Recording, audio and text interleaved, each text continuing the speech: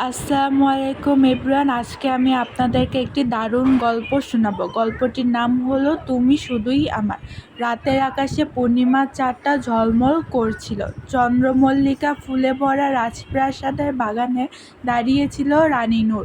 সাহসী পরিণত কিন্তু অন্তরে শিশুর মতো নির্মল এক নারী। সে ছিল চন্দ্রমল্লিকার রানী, ফুলের মতো কোমল অথচ আগুনের মতো শক্তিশালী। অন্যদিকে অন্ধকার রাজ্যের শাসক রায়ান শয়তানের রাজার মতো, তার চারপাশে ঘোরে এক রহস্যময় অন্ধকার। তার চোখ জ্বলন্ত আকাঙ্ক্ষা আর অধিকার বোধ।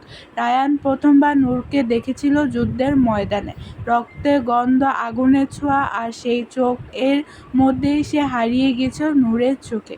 সেদিন থেকে সে সিদ্ধান্ত নিয়েছিল, এই নারী আমার হবে, শুধু আমার। রায়ান শক্তি দিয়ে ভয় দেখিয়ে ভালোবাসা দেখিয়ে নূরকে বিয়ে করতে বাধ্য করলো, কিন্তু নূর তাকে ঘৃণা করলো। প্রতিটি সকালে সে নিজের রাজ্যে ফিরে যেতে চেয়েছিল, এক রাতে সে পালিয়ে গেল। রায়ান তাকে খুঁজে বের করলো। অন্ধকার জঙ্গলের মাঝখানে দাঁড়িয়ে রায়ান বলল, তুমি আমার আলো নূর, তুমি পালালে আমি বাঁচব না। রাগে কষ্টে ভালোবাসায় কাঁপতে থাকা নূর উত্তর দিল, তুমি ভালোবাসা জানো না রায়ান, তুমি শুধু অধিকার জানো। রায়ান ধীরে তার হাত ধরলো, চোখে জল নিয়ে বলল, হ্যাঁ আমি জানি না কিভাবে ভালোবাসতে হয়, কিন্তু আমি শিখব তোমার জন্য।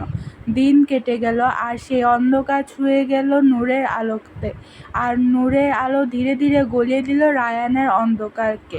আজ তারা পাশাপাশি দাঁড়িয়ে, ফুলের রানী আর অন্ধকারের রাজা।